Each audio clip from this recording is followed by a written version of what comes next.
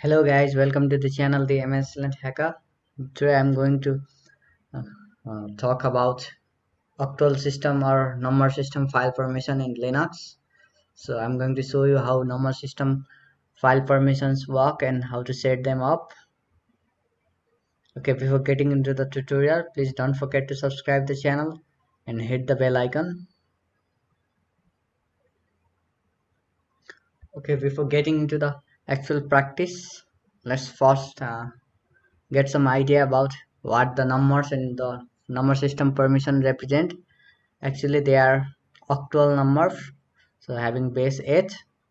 uh, First of all, you just need to know about three numbers, 1, 2 and 4, and rest of them is just general math and summation of them.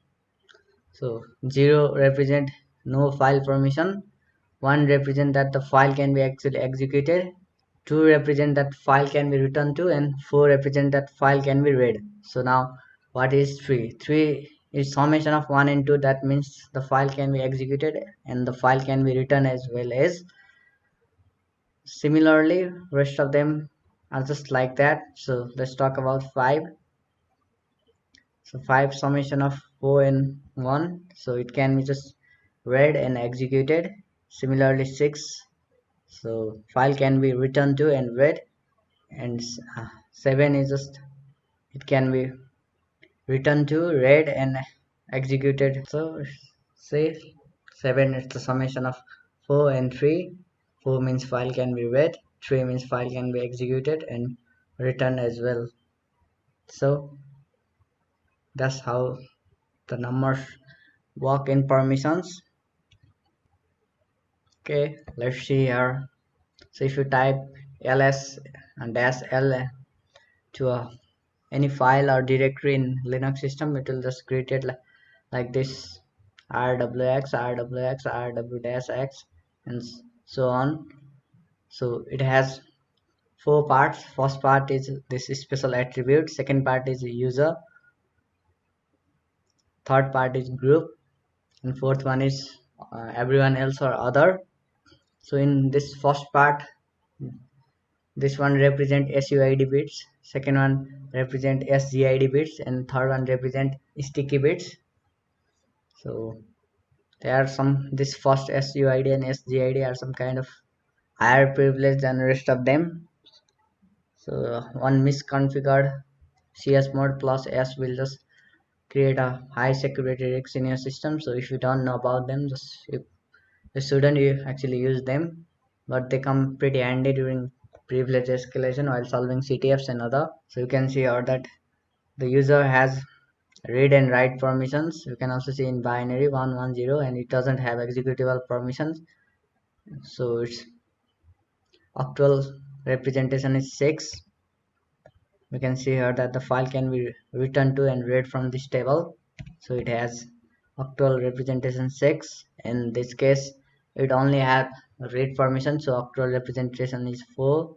So this group has only read permissions and others have neither of them. Okay, there are a few examples here. It also explains that the digit 1 means file can be executed, 2 means it can be written, and 4 means it can be read. So you just get different permission by adding this digit together. Okay, there is an example also. So let's check this first one. So we use this file permissions with chmod or while using find command. Chmod is just a shell command, so that will just set the execution permissions in file and also in directories. So let's not talk about chmod, let's talk about the permissions. So in this case 341 means 3 represent to, so the file can be executed and returned to. See here, the user can just execute and write the files. This second part represent groups. So actually group can only read the files, so the file can be read by the group that owns the file, and one represent that the file just can be executed by everyone else. So let's go to second part, chmod 777. It means the file can be read, written to and executed by a users group and everyone else also. So in third case, chmod 455 means the file can be just read by the user that owns the file. They can be read and executed by group that owns the file, and the file can be read to and executed by everyone else. That is another picture.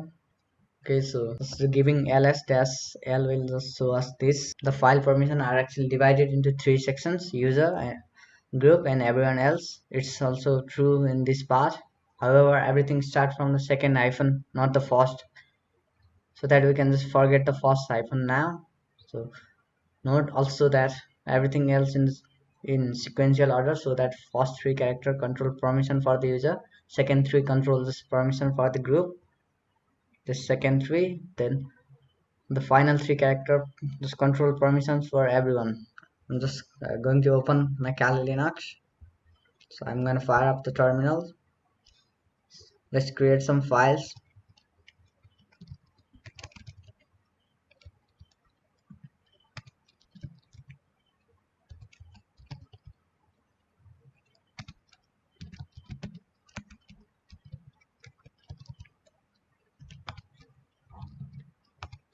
Okay, let's change their permission using CHMOD. So let's start with mode 100.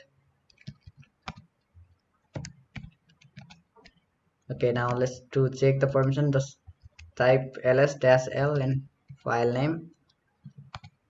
So you can see here that one means the owner or the owner user of this file has just executing permission. You can check here. So just uh, ignore the first hyphen, then after that this is for read, this is for write, and third one is for execution, and only the execution place is failed. So 100 means that only the owner can execute it, rest of the just group and everyone else cannot just perform any activity on the file.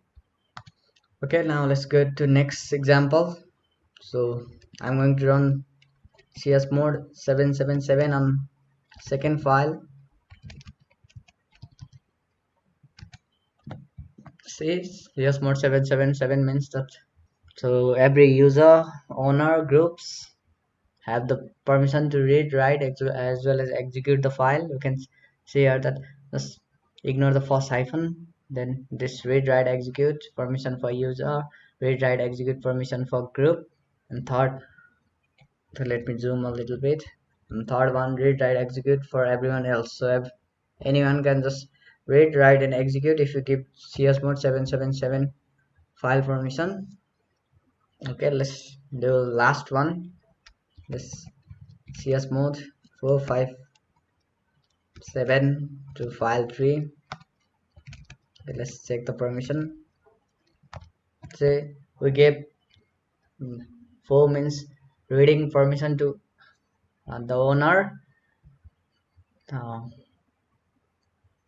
so reading and executing permission to groups, and read, write, and execution permission to everyone else. You can also check here that the user has read permission only, the group has read and execution permission, and everyone else has read, write, and execution permission. Okay, just we learned the three scopes. This user, first number represent user, second represent group, and third represent everyone else. So now let's just get into special attributes. So with 4 systems, let's create another file.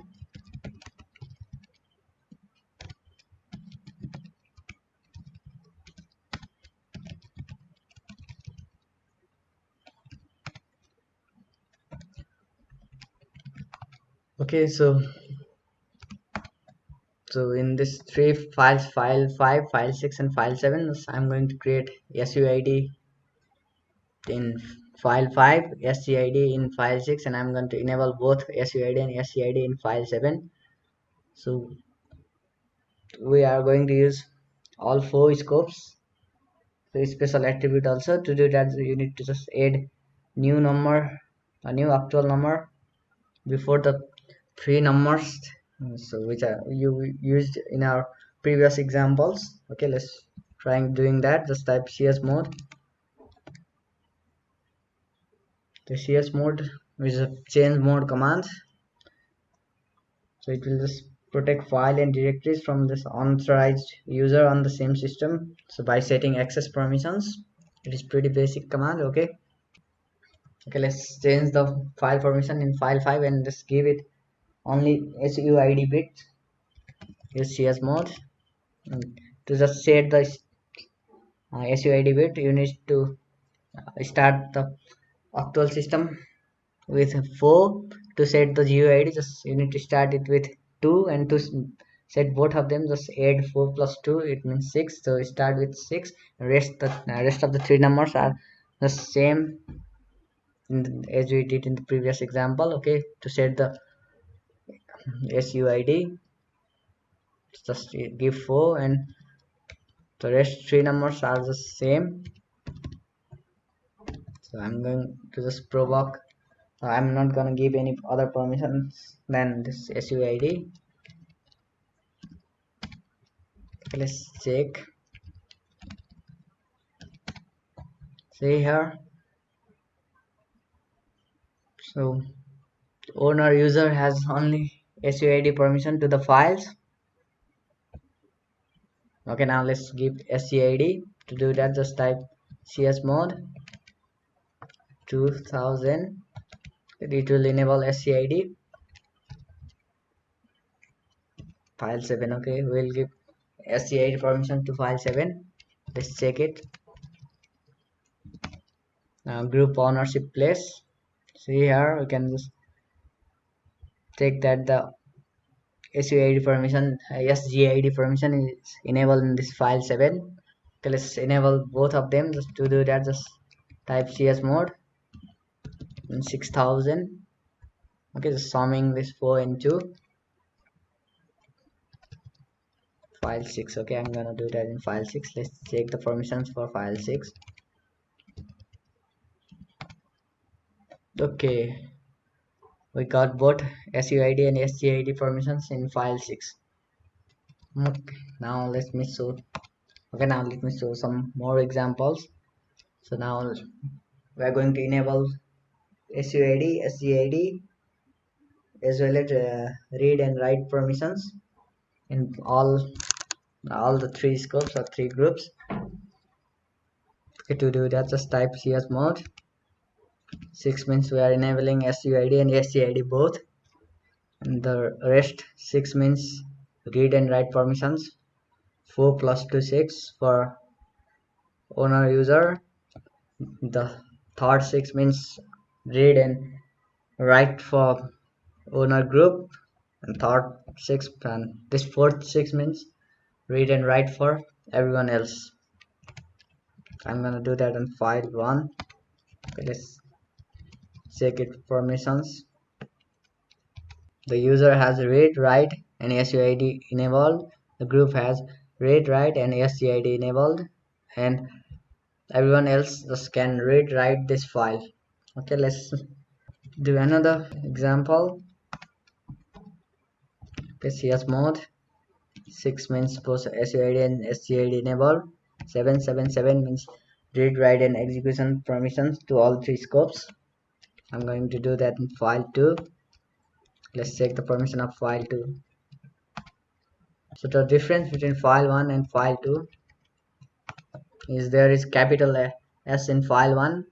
So it means capital S means that there is no execution permission, but small s means that there is execution permission. So in this file 2 we just got read, write, execution as well as SUID bit enabled. We cannot enable any SUID or SGID like permission for everyone else. We can see here in file 2 there is no. So if there is execution permissions and SUID or SGID enabled, so we can see here there is small s and capital S. So this uppercase and lowercase just separate the execution one. Okay, let's do the final one. 6 7 6 0. So let's file 3.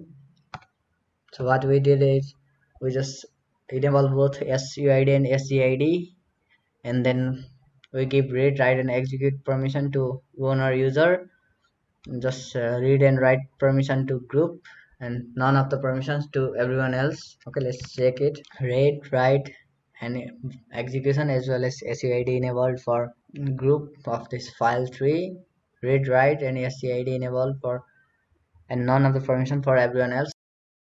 I think after all these exercises and examples, you can just easily to create your own permission and know your way around the octal number permission system.